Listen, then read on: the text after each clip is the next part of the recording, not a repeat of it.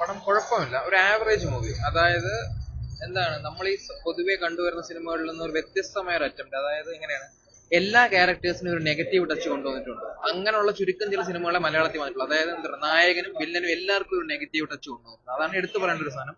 പിന്നെ full shoot ചെയ്യുന്നത് അമേരിക്കയിലാണ്, എക്സ്പെൻസ് മുടക്കി ചെയ്തേക്കുന്ന ഒരു പടമാണ്. അതായത് നമ്മുടെ ഈ മെഡിസിൻ ഫീൽഡിൽ എന്താ പറയാ, മനുഷ്യന്റെ നന്മയ്ക്ക് വേണ്ടി ഉപയോഗിക്കണം എന്നാൽ ചില ആൾക്കാർ ഈ മെഡിസിൻ ഫീൽഡ് എങ്ങനെയാണ് ഈ ദുരുപയോഗം ചെയ്യുന്നുണ്ട്. അതിനെക്കുറിച്ചുള്ള കാര്യങ്ങളാണ് പറയുന്നത്. ഓവറോൾ നോക്കുകയാണെങ്കിൽ കുഴപ്പമില്ല, ഒരു ആവറേജ് ഫിലിം. നമുക്ക് ജസ്റ്റ് ഒന്ന് കണ്ടിരിക്കും, കുഴപ്പമില്ല. കൊള്ളാം, പുള്ളി കുഴപ്പമില്ല. ഇത് ആക്ച്വലി ഇതിൽ ഏറ്റവും നന്നായിരിക്കുന്ന ഒരു പുതുമുഖ ഒരു പുള്ളി അഭിനയിച്ചിട്ടുണ്ട്. പുള്ളിയുടെ പേര് എനിക്ക് അറിയത്തില്ല. പുള്ളി ക്ലൈമാക്സിൽ ഒരു എന്താ പറയാ, ഒരു ഗംഭീര ഒരു സംഭവമൊക്കെ കാണിക്കുന്നുണ്ട്. പുള്ളിയുടെ പുതുമുഖങ്ങളൊക്കെ ഉണ്ട്. നായികമാർ രണ്ടും പുതുതാന്ന് തോന്നുന്നുണ്ട്, കാരണം വേറെ പടത്തിൽ കണ്ടിട്ടില്ല അവര്. പെർഫോമൻസ് ഒക്കെ എല്ലാവരും കൊള്ളാം. ഇതിന്റെ മെയിൻ സംഭവം ഇതാണ്. അതായത് ഈ മെഡിസിൻ ഫീൽഡിൽ നടക്കുന്ന എന്താ പറയാ, അതിന്റെ ഒരു ഡീമെറിറ്റും കാര്യങ്ങളൊക്കെയാണ്. അത് നല്ല രീതിയിൽ മെഡിസിൻ ഫീൽഡ് ഉപയോഗിക്കണം എന്നുള്ള മെസ്സേജ് പറയാം. ഓവറോൾ നമുക്ക് കുഴപ്പമില്ല, കണ്ടിരിക്കും. എനിക്ക് അത്ര ഒരു ഇമ്പാക്ട് ഉണ്ടാക്കിയില്ല. പിന്നെ ജസ്റ്റ് ഒരു ചിത്രചേച്ചിയുടെ ഒരു പാട്ട് മാത്രം, അതാ പുള്ളിക്കാരി പാടിയതുകൊണ്ട് നമുക്ക് ആ ഒരു ഇമോഷൻ കൺവേ ചെയ്യുന്നുണ്ട്.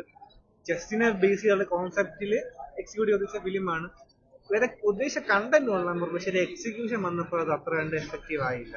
അപ്പം അത്ര ഒരു വലിയ റെക്കമെൻഡഡ് എന്ന് പറയാം. നിങ്ങൾക്ക് വേണമെങ്കിൽ കാണാം, ഓപ്ഷനലാണ്. മസ്റ്റ് വാച്ച് എന്ന് പറയാൻ കുറച്ച് കൂടുതലാണ്. ഹോളിവുഡ് സിനിമകൾ കാണുന്നവർക്ക് ഒരു പക്ഷേ കൂടുതലായിട്ട് അത് എന്താ പറയുക, ലിങ്ക് ചെയ്യാൻ പറ്റുമായിരുന്നു. പെർഫോമൻസ് എല്ലാം വലിയ കുഴപ്പമൊന്നുമില്ല. അനുഭവം നന്നായിട്ടുണ്ട്. ലാലാണെങ്കിലും എല്ലാ ആക്ടേഴ്സും അത്യാവശ്യം നന്നായി അഭിനയിച്ചിട്ടുണ്ടായിരുന്നു. കുഴപ്പമില്ല. പക്ഷെ നമ്മുടെ ഒരു മലയാളികൾ സാധാരണ കാണുന്ന ഒരു ടൈപ്പ് ഓഫ് മൂവിയല്ല. ഹോളിവുഡ് മൂവീസൊക്കെ കാണുന്നവർക്ക് ഒരു പക്ഷേ ഇഷ്ടം. മലയാളി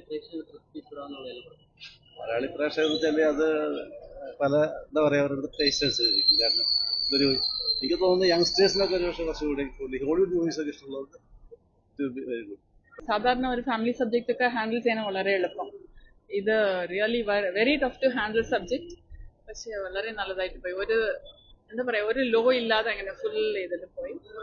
അനൂപ് മേനോന്റെ നല്ല powerful dialogues. Opening dialogue itself is very relevant. ലോകത്തിപ്പോ എന്താ നടക്കണമെന്ന് വെച്ചാൽ അതിന് വളരെ റിലവന്റ് ആയ ഡയലോഗിലാണ് മൂവി തന്നെ ഓപ്പൺ ചെയ്യുന്നത്. ഒരു വെസ്റ്റേൺ മൂവി, നല്ല ത്രില്ലർ ആയിരുന്നു അത്. വളരെ നന്നായിരുന്നു. ലാൽ ഉണ്ടായിരുന്നു, നല്ല നല്ല ആക്ടിങ് ആയിരുന്നു. നല്ല ത്രില്ലർ മൂവിയാണ്. അതെ അതെ അതെ. സോങ്സ് ഒക്കെ അത്ര ഇല്ല, പക്ഷെ ഒരു വെസ്റ്റേൺ മൂവി മാതിരി ഉണ്ടായിരുന്നു. നല്ല പടമായിരുന്നു, സുന്ദര പടം. അനൂപ് മേനോൻ നന്നായിരിക്കുന്നു.